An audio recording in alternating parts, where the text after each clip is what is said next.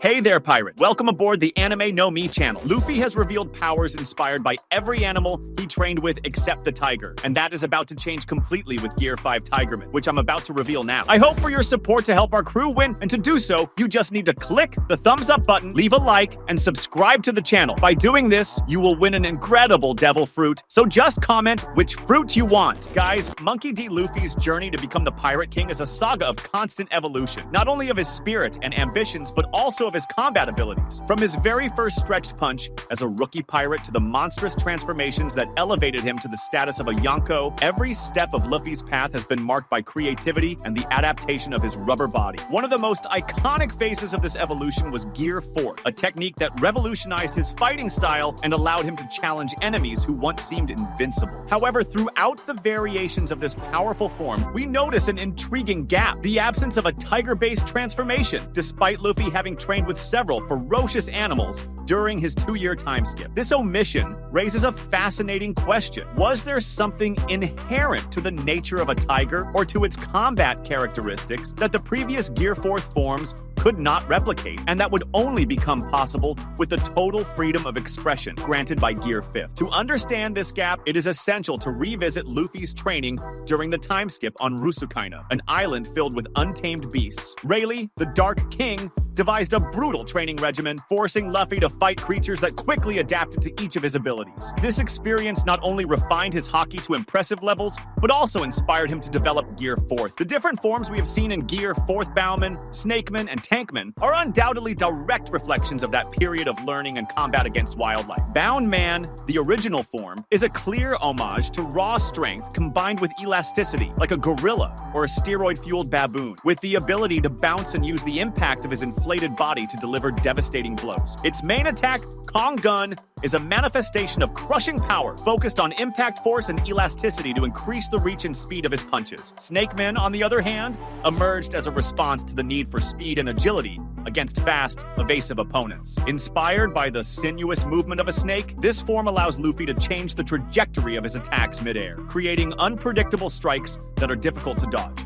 such as Python and Black Mamba. The emphasis here is not on brute force, but on precision, speed, and the ability to track and anticipate an opponent's movements. It is a form that exploits the elasticity of rubber to generate continuous acceleration and abrupt changes in direction. Tankman, in turn, was briefly introduced as a more defensive and counter-offensive form, specialized in absorbing blows and using the enemy's own strength against them. Although not directly tied to an animal as explicitly as the others, it evokes the image of a sturdy, resilient creature, perhaps a crab or a turtle with an impenetrable shell, or as the name itself suggests, a war tank, a mobile fortress capable of enduring attacks and retaliating with massive power. Its cannonball is the very essence of this approach, turning Luffy into a human cannonball to crush his enemies. All of these Gear 4th forms, although distinct in their approaches, share a common foundation. They rely on Luffy's muscular inflation, coated with Busoshoku Haki, to enhance the power of his rubber properties. They amplify the elasticity and compression attributes of his Gomu Gomu no Mi, turning him into both an elastic target and a blunt force attacker. Busoshoku Haki serves to harden his rubber, allowing his blows to damage Logia users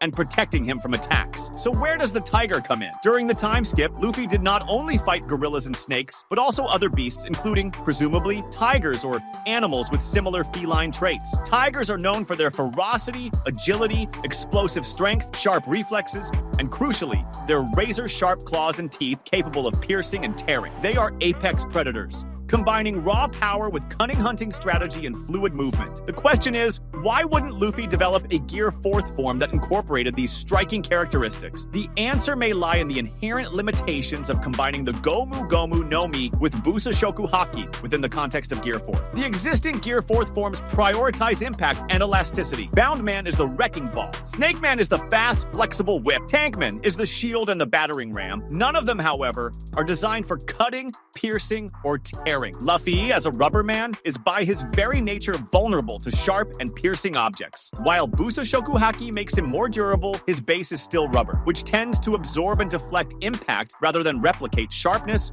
or the tearing capability that defines a tiger. A Tigerman form in Gear 4th, to truly represent a tiger, would require sharp claws and attacks capable of ripping through an opponent. How could Luffy manifest sharp claws or piercing fangs from his rubber body even when coated in haki? Haki hardens claws, but it does not turn rubber into a blade. The lions or tigers he may have faced likely relied more on crushing blows or powerful bites rather than true cutting attacks. The concept of piercing or slashing power, essential to a tiger, seemed to be a missing or difficult trait to integrate effectively into the mechanics of Gear 4, which focuses on blunt strikes and elastic movement. Perhaps the very nature of Luffy's rubber body was a barrier to fully replicating a tiger's ferocity, especially the ripping and tearing aspect, which requires a fundamentally different body structure and attack method than what Gear 4 provided. He could emulate strength and agility, but not the lethality of claws and fangs. The absence of Tigerman from Gear 4's repertoire, therefore, suggests that Luffy ran into an intrinsic barrier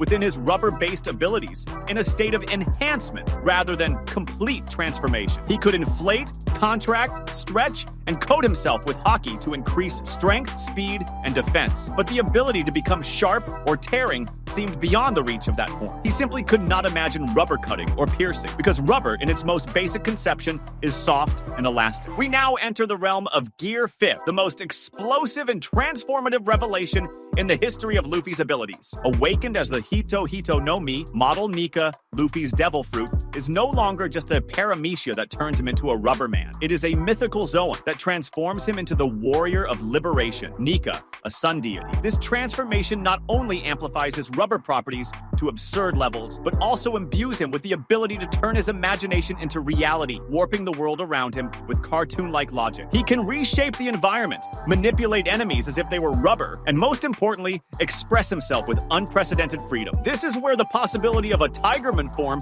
finally becomes viable. Gear 5 is no longer restricted by the mechanics of muscular inflation and haki coating that defined Gear 4. It is the manifestation of imagination and freedom. If Luffy can turn the ground into rubber to bounce around, or pull Kaido's eye out of its socket with cartoon logic, why couldn't he imagine that his rubber hands, now imbued with the power of Nika and the freedom to express himself, could form sharp claws? He would no longer be bound by the physical limitations of rubber, but by the boundlessness of his own mind and the playful, reality-warping nature that Gear 5 provides. In Gear 5, Luffy's rubber transcends mere elasticity. It becomes a medium for his purest form of expression. A Gear 5 Tigerman would not simply be a stronger or faster Luffy, but a Luffy who embodies the very essence of a tiger. Its untamed ferocity, its predatory agility, and its ability to deliver slashing, tearing attacks. He could manifest sharp claws as easily as he turns his body into a giant or a bouncing ball. He could use his imagination to give his attacks a cutting quality, even if rubber itself is not naturally sharp. It would be the power of thought shaping reality itself. The feral aggressiveness of a tiger also aligns perfectly with the playful yet extremely dangerous nature of Gear 5. Although Nika is the warrior of liberation who brings smiles, his fighting style is wildly savage and unpredictable. In Gear 5, Luffy appears to fight with childlike joy, but that joy hides an efficient brutality. He becomes a playful predator, much like a tiger that plays with its prey before delivering the final blow. Total freedom of movement and the ability to distort his opponent's bodies would allow Luffy to emulate the fluid motions and fast, lethal attacks of a tiger, but with an added layer of unpredictability and cartoonish humor. Now, imagine how a Gear 5 Tigerman could manifest in combat. It would not just be a pose, but a fighting style. He could adopt a lower, crouched stance with strikes that mimic a tiger's paws while still stretching and compressing his body to unleash rapid, repeated attacks. The claws could be extensions of his haki, shaped by Nika's imagination, becoming temporarily sharp enough to cut and tear, perhaps represented visually with a manga-style panel effect or exaggerated cartoon slashes. He could even use a tail if Nika allows such an appendage, like a tiger's tail to whip, grab, or deliver unexpected blows. This Gear 5 Tigerman form could serve a very specific strategic purpose, just as Bowman was built for raw power and Snakeman for speed. Perhaps it would be ideal against enemies with dense armor, or extremely durable bodies, where blunt force attacks are less effective, but cutting or piercing strikes are crucial. It could be a form designed to dismantle defenses, strike weak points with savage precision, or corner and dominate an opponent through a mix of agility and tearing blows. A tiger is not just about strength. It is about the hunt, strategy, and the decisive finishing of its prey. That was today's content. We hope you liked it and want to share your opinion on the subject. Don't forget to share the video, give it a thumbs up, and I'll see you in the next video. Take care and stay amazing.